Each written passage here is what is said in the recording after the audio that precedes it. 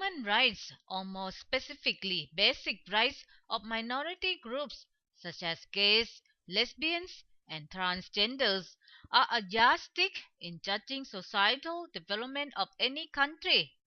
How will Thailand compare with the rest of the world? A liberal Canada allows transgender women to compete alongside real women in beauty pageants.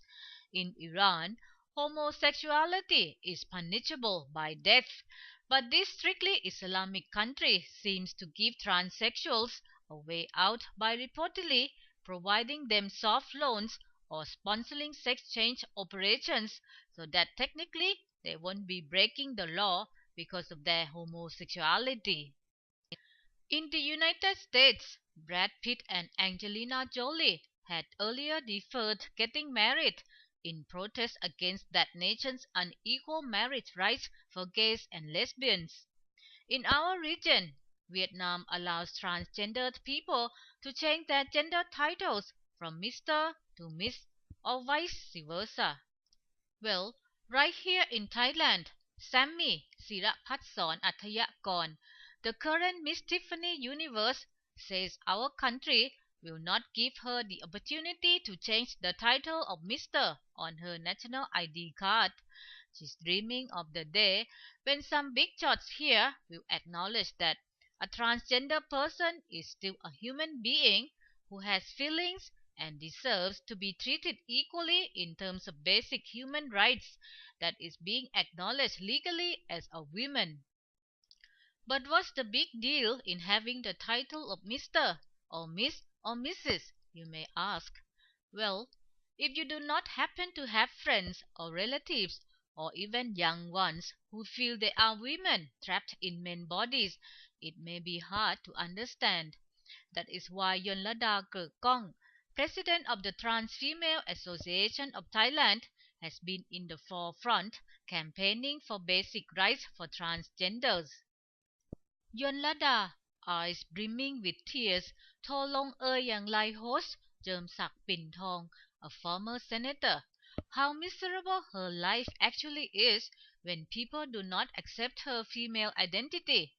She says that even though she is now a businesswoman running a jewelry business, she cannot get a bank loan because as a transgender, the bank says she does not have enough credibility. On top of that, she cannot buy life insurance because insurance companies view her as a person with a high risk of contracting diseases. She has earned as many as 5 degrees but has only once taken part in a degree conferral ceremony dressed as a female, thanks to a university dean who lent her sympathy and understanding. And it's when traveling abroad that Yonlada suffers the worst discrimination and sexual harassment. She claims immigration officials look at the title of Mr. in her passport and make her remove her clothes and sometimes even touch her body. But like many people, one blogger opposes any attempt to allow transgender people to change their sexual identity title. Reasoning is too complicated, having to go to the registrar's office to check if the person he's going to marry is a man or a woman.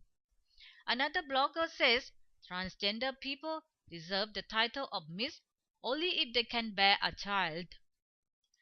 In countries with culture so steeped in hatred of gays, lesbians, and transgenders, homosexuality is viewed as a social evil, a disease, and deviant behavior that is incompatible with the good morals.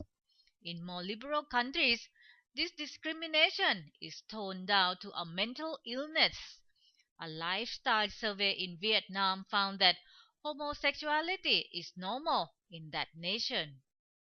We in Thailand are widely seen as a tolerant society, but if only Thais are more sympathetic and less discriminating, it won't be hard to accept that this minority group deserves to have basic rights and let their voice be heard. Yonlada, by the way, has just caused waves by registering as a candidate for the non-provincial administrative organization election. If she wins a seat, her victory could be interpreted as recognition by society of a transgender as a normal person. Don't you think?